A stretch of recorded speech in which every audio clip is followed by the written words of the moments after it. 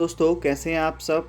आशा है आप सब बहुत अच्छे होंगे। आपका स्वागत है हमारे इस चैनल ऑनलाइन पाठशाला में। आज हम पढ़ने वाले हैं क्लास 8 का हिस्ट्री का चैप्टर नंबर फर्स्ट, कैसे, कब और कहाँ।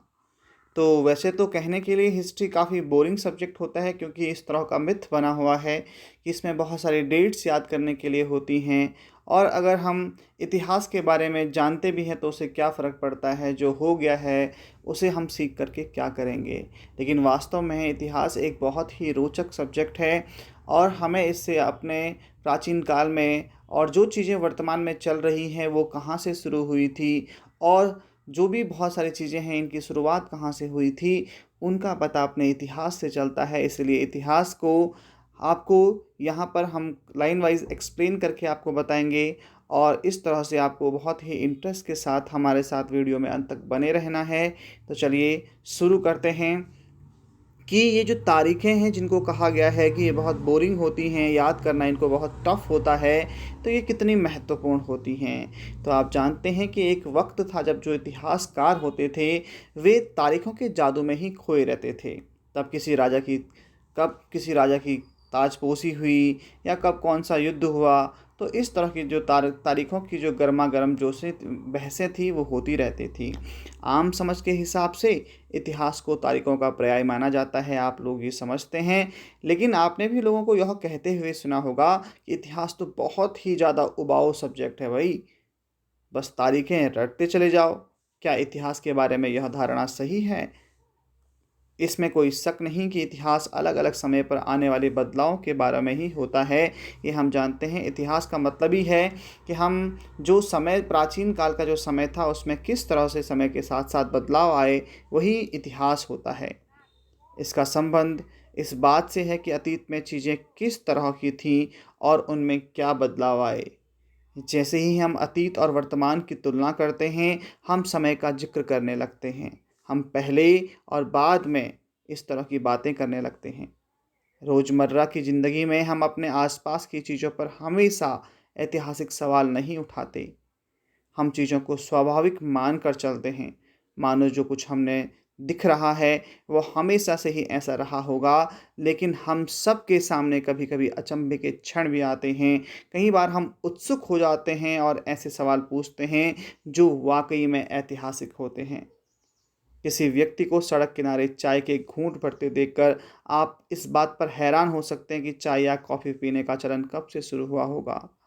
रेलगाड़ी की खिड़की से बाहर झांकते हुए आपके ज़हन में यह सवाल भी उठता होगा कि इस रेलवे का निर्माण कब हुआ होगा। रेलगाड़ी के आने से पहले लोग दूर दूर की यात्रा किस तरह से कर पाते होंगे। तो सुबह सुबह अखबार पढ़ते हुए आप यह जानने के लिए उत्सुक हो सकते हैं कि किस ज़माने में अखबार नहीं छपते थे, उस ज़माने में लोगों को चीज़ों की जानकारी कहाँ से मिलती थी। तो इस तरह से बहुत सारे सवाल हमारे ज़हन में उठते हैं, और तभी हमको इतिहास की वास्तविकता का पता चलता है।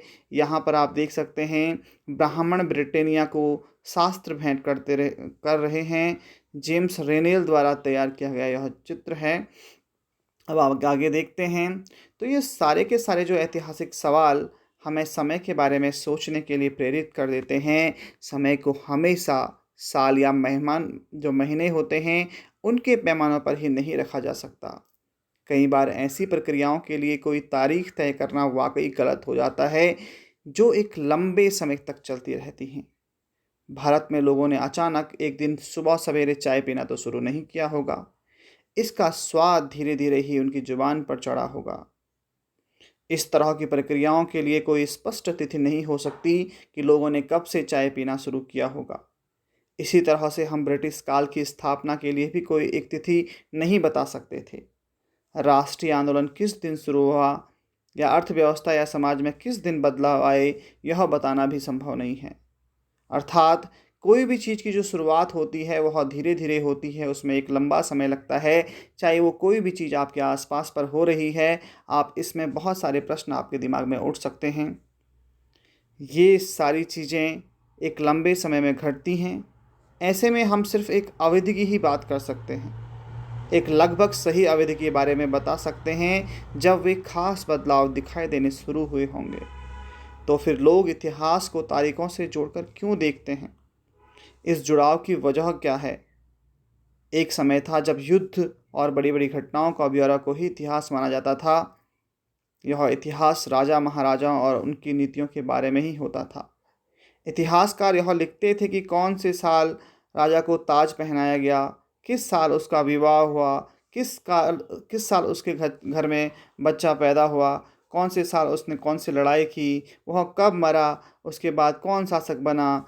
तो इस तरह की बातें ही पहले जो इतिहासकार होते थे वे लिखा करते थे, और इनकी ही जो है निश्चित तिथियां बताई जा सकती हैं, और इस तरह के इतिहासों में तिथियों का महत्व बना रहता है। जैसा कि पिछले 2 साल के इतिहास की किताबों में आपने देखा कि अब इतिहासकार बहुत सारे दूसरे मुद्दों और दूसरे सवालों के बारे में भी लिखने लगे हैं। आपने क्लास 6th और क्लास 7th में देखा होगा कि आपके इतिहास में बहुत सारी ऐसी चीज़ें हैं जो जानने योग्य थीं। इसी प्रकार क्लास 8th की हिस्ट्री में भी आपको बहुत कुछ सीखने को मिलेगा। इसलिए बिना अपने इंटरेस्ट को खोए हुए आपको इस पूरी बुक को बहुत अच्छे से पढ़ना है, क्योंकि यह आपको आपके अतीत के बारे में बहुत कुछ सिखाएगा। वे इस बात पर ध्यान देते थे कि लोग किस तरह अपनी रोजी रोटी चलाते थे, वे क्या पैदा करते थे, वे क्या खाते थे, शहर कैसे बने और बाजार किस तरह फैले, किस तरह रियासतें बनी और नए विचार पनपे और संस्कृति व समाज किस तरह बदले। तो वास्तव में इतिहास जो है वह यही है कि हमें जो है प्राचीन काल के लोगों के बारे में इस तरह की चीज़ें पता चलें, उनकी रोजी रोटी क्या थी, वो क्या पहनते थे, क्या खाते थे, किस तरह से शहर बने होंगे, किस तरह से बाजार बने होंगे, रियासतें बनी होंगी, और नए-नए विचार और संस्कृतियाँ जो हैं समाज में किस तरह से पनपी होंगी। तो ये ही है वास्तव में इतिहास को जानने का सही जो है प्रारूप यही है। अब हम कौन-सी तारीखों को जानें, कौन-सी तारीखें हैं, तो इस तरीके से हम देखते हैं कि कुछ तारीखों को महत्वपूर्ण मानने का पैमाना क्या होना चाहिए। अर्थात कि हम कौन-सी तारीखों को पढ़ें, कौन-सी तारीखों को याद करें। अब किसी राजा का बच्चा जो है वह कब हुआ था, उसकी शादी कब हुई थी, उसका चौथा बच्चा कब हुआ था, ये डेट्स उतनी मायने नहीं रखती हैं, बल्कि कुछ ऐसी जो तारीखें हैं जिनको हमको पढ़ना होता है। हम जो तारीखें चुनते हैं, जिन तारीखों के इर्द-गिर्द हम अतीत की कहानी बुनते हैं, वे अपने आप में महत्वपूर्ण नहीं होती। वे इसलिए महत्वपूर्ण हो जाती हैं क्योंकि हम कुछ ख़ास घटनाओं को महत्वपूर्ण मानकर चलने लगते हैं। अगर अध्ययन का विषय बदल जाए, अगर हम नए मुद्दों पर ध्यान देने लगते हैं, तो महत्वपूर्ण तारीखें भी बदल जाती हैं। एक उदाहरण पर हम विचार करते हैं। भारत में ब्रिटिश इतिहासकारों ने जो इतिहास लिखे, उनमें हर एक गवर्नर जनरल का शासनकाल महत्वपूर्ण है। ये इतिहास प्रथम गवर्नर जनरल वॉरेन हेस्टिंग के शासन से शुरू होते थे और आखिरी वायसराय लॉर्ड माउंटबेटन के साथ खत्म होते थे। अलग-अलग अध्यायों में हम दूसरे गवर्नर जनरलों हेस्टिंग, वेलेस्ली, बेंटिंग, डलहौजी इनके बारे में देखेंगे। Canning, Lawrence, Lytton, Ripon, Curzon, Hardinge, Irwin के बारे में भी पढ़ते हैं। इस इतिहास में गवर्नर जनरलों और वायसरायों का कभी न खत्म होने वाला सिलसिला ही छाया रहता था। इतिहास की इन किताबों में सारी तारीखों का महत्व इन अधिकारियों, उनकी गतिविधियों, नीतियों, उपलब्धियों के आधार पर ही तय होता था। यह ऐसे था मानो इन लोगों के जीवन के बाहर कोई ऐसी चीज़ नहीं थी जिसे जानना महत्वपूर्ण हो। इन लोगों के जीवन का क्रम ब्रिटिश भारत के इतिहास में अलग-अलग अध्यायों का विषय बन जाता था। अर्थात जब भी ब्रिटिश भारत के इतिहास की बात होती है, तो हम सिर्फ़ और सिर्फ़ इतिहासकारों के द्वारा क्या देखते हैं कि जितने भी ये गवर्नर जनरल थे, वायसराय थे, तो उनके समयकाल की जो तारीखें हैं, उनको देखते हैं, कब वह नियुक्त हुआ, कब वह गया, और इस तरह से ये तारीखों को याद करने का एक सिलसिला चला रहता है। और ये काम जो है इतिहासकारों ने ही किया है। इन्होंने जो है इन तारीखों को इतना महत्वपूर्ण समझा। क्या हम इसी दौर के इतिहास को अलग ढंग से नहीं लिख सकते थे?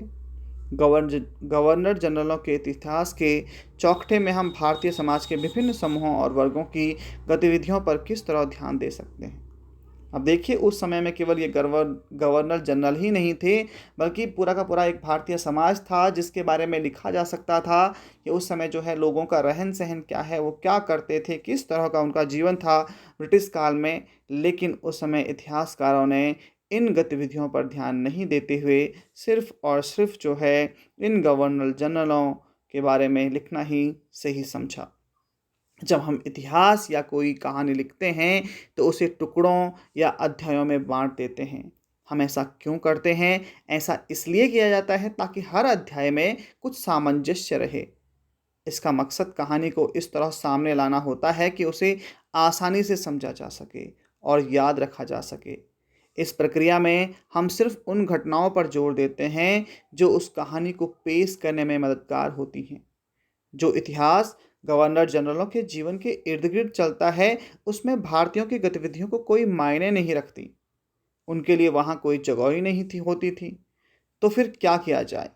जाहिर है, हमें अपने इतिहास का एक अलग खाका बनाना पड़ेगा। इसका मतलब है कि अब तक जिन तिथियों को महत्व दिया जा रहा था, वे महत्वपूर्ण तिथियां नहीं रहेंगी। हमारे लिए नई तिथियां महत्वपूर्ण हो जाएंगी। हम अवधियां कैसे तय करते हैं? अब हमारा नया टॉपिक है। जो ये समय काल था, जो अवधियां थी, उनको हमारे द्वारा कैसे तय किया जाता था। तो 1817 में स्कॉटलैंड के अर्थशास्त्री और राजनीतिक दार्शनिक जेम्स मिल ने 3 विशाल खंडों में ए हिस्ट्री ऑफ ब्रिटिश इंडिया, यानी कि ब्रिटिश भारत का इतिहास नामक एक किताब लिखी। इस किताब में उन्होंने भारत के इतिहास को हिंदू, मुस्लिम, ब्रिटिश इन 3 कालखंडों में बांटा था। कालखंडों में इस निर्धारण को ज़्यादातर लोगों ने मान भी लिया था। क्या आपको भारतीय इतिहास को समझने के लिए इस तरीके में कोई समस्या दिखाई देती है? बिल्कुल नहीं। और ये तरीका बिल्कुल सही भी है कि किस तरह से सबसे पहले हिंदू लोग जो थे इस भारत उपमहाद्वीप में थे, और उसके बाद मुसलमानों के आने पर यहाँ पर किस तरह के बदलाव आए, और ब्रिटिश भारत में किस तरह की चीज़ें होती थी। तो कहीं ना कहीं यह भारतीय इतिहास को समझने का एक सही तरीका है, बजाय कि हम अवधियों पर ध्यान दें, समय पर ध्यान दें। इतिहास को हम अलग अलग कालखंडों में बांटने की कोशिश क्यों करते हैं? इसकी भी एक वजह है। हम एक दौर की खासियतों, उसके केंद्रीय तत्वों को पकड़ने की कोशिश करते हैं। इसलिए ऐसे शब्द महत्वपूर्ण हो जाते हैं जिनके सहारे हम समय को बांटते हैं। ये शब्द अतीत के बारे में हमारे विचारों को दर्शाते हैं। वे हमें बताते हैं कि एक अवधि से दूसरी अवधि के बीच आए बदलावों का क्या महत्व होता है। यानी कि एक समय अंतराल और दूसरे समय के बीच में जितने भी सारे बदलाव हुए, इनके बारे में हमको जो है ये जानकारी देती है। इसलिए कालखंडों को अलग अलग बांटने की कोशिश की गई। जो राइटर थे मिल को लगता था कि सारे एशियाई समाज सभ्यता के मामले में यूरोप से पीछे हैं। इतिहास की उनकी समझदारी ये थी कि भारत में अंग्रेज़ों के आने से पहले यहाँ हिंदू और मुसलमान तानाशाहों का ही राज चलता था। यहाँ चारों ओर केवल धार्मिक बैर, जातिगत बंधनों और अंधविश्वासों का ही बोलबाला था। मिल की राय में ब्रिटिश शासन भारत को सभ्यता की राह पर ले जा सकता था। इस काम के लिए जरूरी था कि भारत में यूरोपीय शिष्टाचार, कला, संस्थानों और कानूनों को लागू किया जाए। मिल ने तो यहाँ तक सुझाव दिया था कि अंग्रेजों को भारत के सारे भूभाग पर कब्जा कर लेना चाहिए, ताकि भारतीय जनता को ज्ञान और सुखी जीवन प्रदान किया जा सके। उनका मानना था कि अंग्रेजों की मदद के बिना हिंदुस्तान प्रगति नहीं कर सकता। इतिहास की इस धारणा में अंग्रेजी शासन प्रगति और सभ्यता का प्रतीक था। अंग्रेजी शासन से पहले सारा अंधकार का दौर था। क्या इस तरह की धारणा को स्वीकार किया जा सकता है? तो देखिए, अलग अलग इतिहासकार अपने अपने हिसाब से इतिहास को लिखा करते थे। जो यहाँ पर ये इतिहासकार मिल की बात हो रही है, यहाँ पर इनकी धारणा ये है, इनको लगता है कि यूरोपीय जो शिष्टाचार है वही सर्वोपरि है। वो उनका मानना है कि भारत को अगर श्रेष्ठ बनाना है तो यहाँ पर पूरे के पूरे भारत पर अंग्रेज़ों का राज होना चाहिए था, और यही एक सही जो है प्रगतिशील सभ्यता का प्रतीक था। क्या आप इस धारणा से स्वीकृत हैं? क्या आप मानते हैं कि ऐसा कुछ हो सकता था? क्या इतिहास के किसी दौर को हिंदू या मुसलमान दौर कहा जा सकता है? क्या इन सारे दौरों में कई तरह के धर्म के एक साथ नहीं चलते थे? किसी युग को केवल उस समय के शासकों के धर्म के हिसाब से तय करने की ज़रूरत है क्या? अगर हम ऐसा करते हैं तो इसका मतलब यह कहना चाहते हैं कि औरों के जीवन और तौर तरीकों का कोई महत्व नहीं है, सिर्फ और सिर्फ जो शासक थे उनके ही जीवन और तरीकों का महत्व है। हमें याद रखना चाहिए कि प्राचीन भारत में सारे शासकों का भी एक धर्म नहीं होता था। तो यहाँ पर ये बात भी सही है कि हिंदू और मुसलमान का दौर कैसे कह सकते हैं हम। अगर कोई राजा उस समय मुसलमान है तो हम क्या ये मान लें ये पूरे के पूरे देश में, पूरे के पूरे राष्ट्र में पूरा का पूरा मुस्लिम शासन है, या इतिहास को हम उस तरह से तोलें एक व्यक्ति विशेष की वजह से, जबकि हमें पता है कि एक समय में सिर्फ और सिर्फ एक ही धर्म के राजा भारत में शासन नहीं करते थे, अलग अलग धर्मों के राजा करते थे। अंग्रेजों द्वारा सुझाए गए वर्गीकरण से अलग हटकर इतिहासकार भारतीय इतिहास को आमतौर पर प्राचीन, मध्यकालीन तथा आधुनिक काल में बांटकर देखते हैं। और आपने आज से पहले अगर पढ़ा होगा तो आपने भी इसी तरीके से इसको पढ़ा होगा। तो इस विभाजन की भी कई अपनी समस्याएं हैं। इतिहास को इन खंडों में बांटने की यह समझ भी पश्चिम से ही आई है। पश्चिम में आधुनिक काल को विज्ञान, तर्क, लोकतंत्र, मुक्ति और समानता जैसी आधुनिकता की ताकतों के विकास का युग माना जाता है। उनके लिए मध्यकालीन समाज वे समाज थे जहां आधुनिक समाज की ये विशेषताएं नहीं थी। क्या हम अपने अध्ययन के लिए आधुनिक काल की इस अवधारणा को बिना सोचे विचारे ऐसे ही अपना सकते हैं? जैसा कि आप इस किताब में देखेंगे, अंग्रेजों के शासन में लोगों के पास समानता, स्वतंत्रता या मुक्ति नहीं थी। नहीं यह आर्थिक विकास और प्रगति का दौर था। बहुत सारे इतिहासकार इस युग को औपनिवेशिक युग कहते हैं। अब ये औपनिवेशिक क्या होता है ये भी हमको समझना है। तो इस किताब में हम अब पढ़ने वाले हैं कि किस तरह अंग्रेज़ों ने हमारे देश को जीता और स्थानीय नवाबों और राजाओं को दबाकर अपना शासन स्थापित किया। अगर आप थोड़ा सा भी कभी इतिहास के बारे में सोचते हैं तो आपको भी लगता होगा कि किस तरह से क्या अंग्रेज सीधे के सीधे अपने देश से आए और इन्होंने हम पे यहाँ आक्रमण किया और पूरे देश को अपने कब्जे में लिया। क्या ऐसा हुआ था?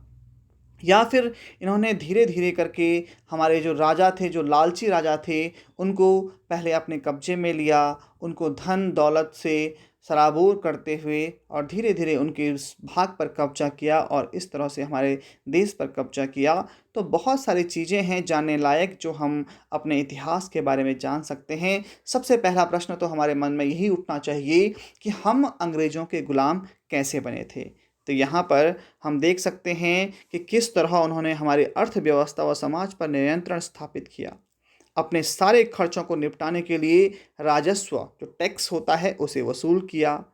अपनी ज़रूरत की चीज़ों को सस्ती कीमत पर खरीदा। निर्यात के लिए महत्वपूर्ण फसलों की खेती कराई।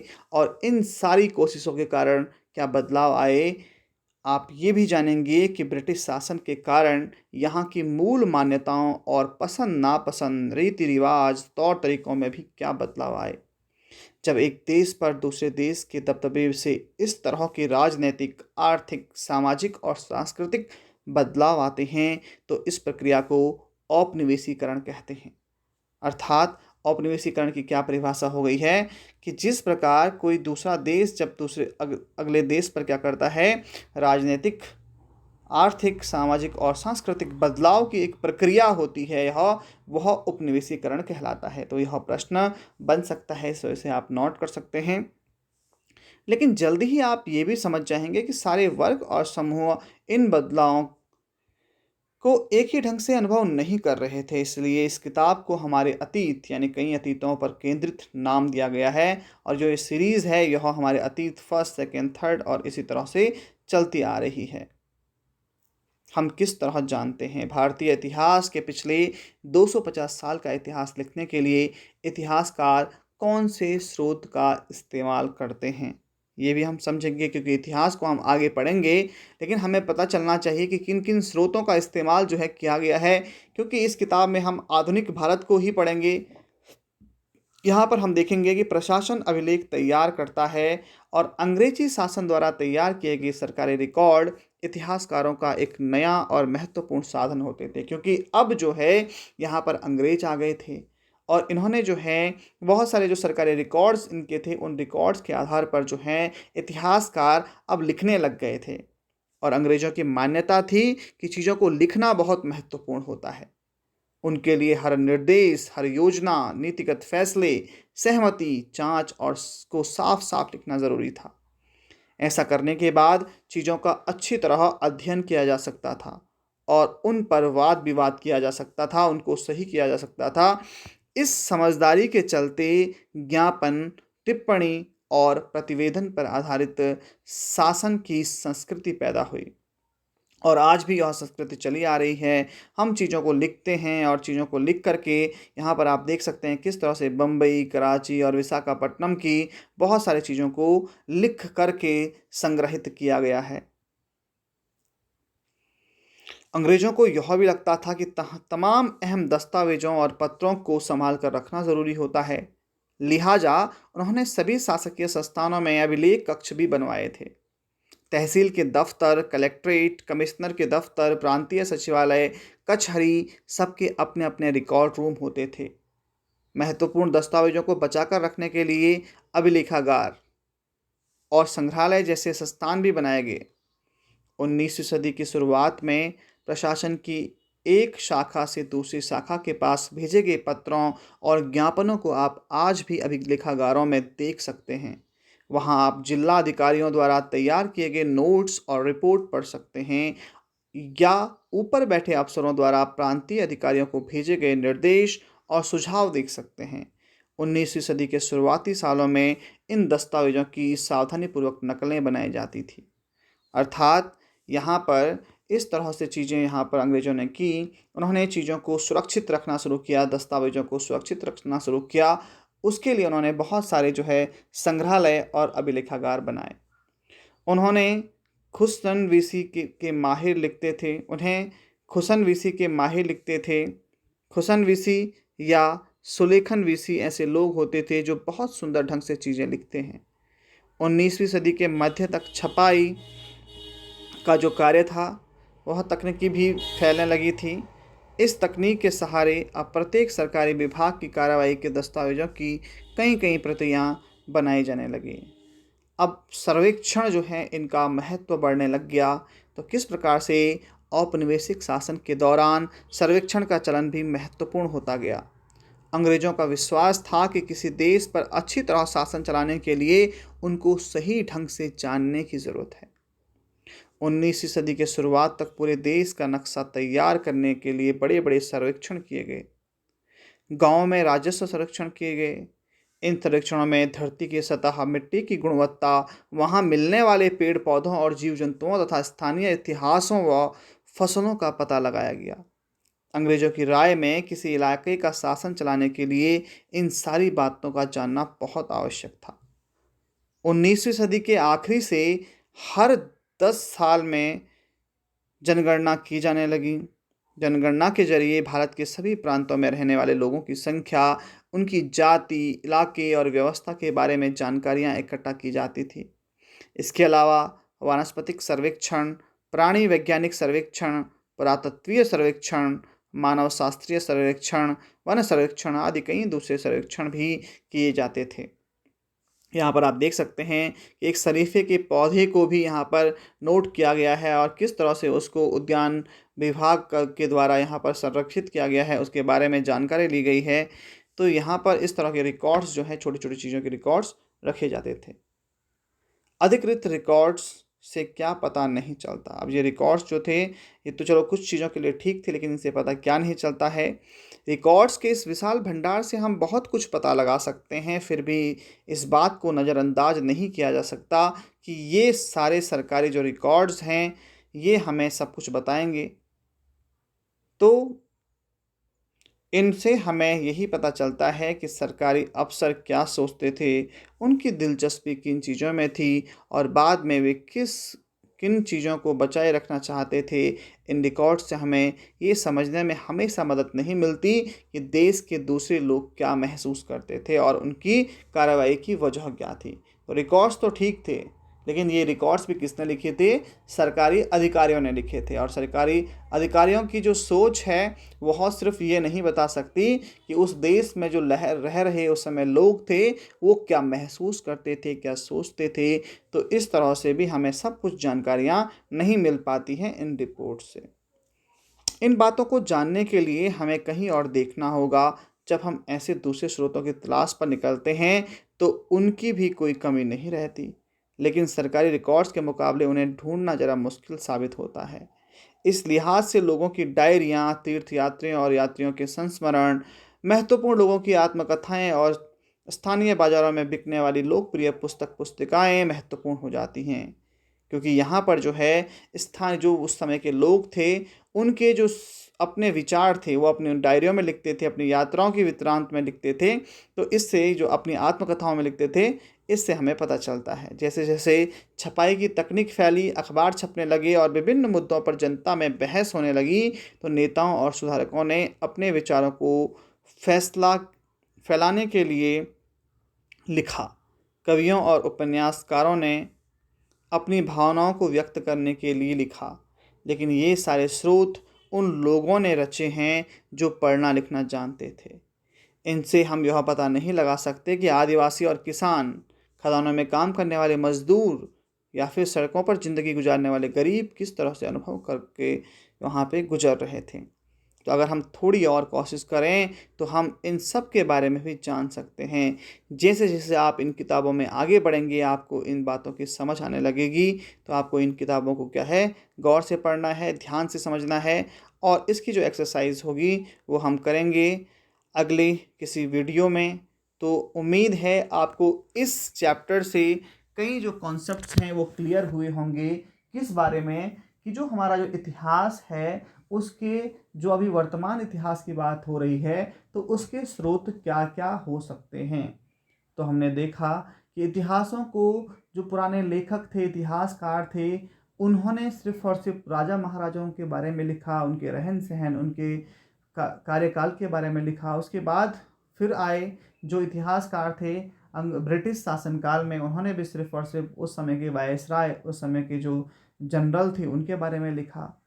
फिर आगे आता है हमारे इतिहास के और स्रोत मिलते हैं, जो सरकारी जो अधिकारी थे उनको पूरा का पूरा ब्यौरा रखना पड़ता था, क्योंकि ब्रिटिश सरकार सोचती थी कि हमें जिस देश पर शासन करना है उसके बारे में हमें सब संपूर्ण जानकारियाँ होनी चाहिए। तो इस तरह से अपने अपने लेवल पर अलग अलग अधिकारी उस स्थान विशेष में जो चीज़ें थी, हर एक चीज़ के बारे में वो लिखते थे। तो यह भी हमारे इतिहास का एक स्रोत हो सकता है।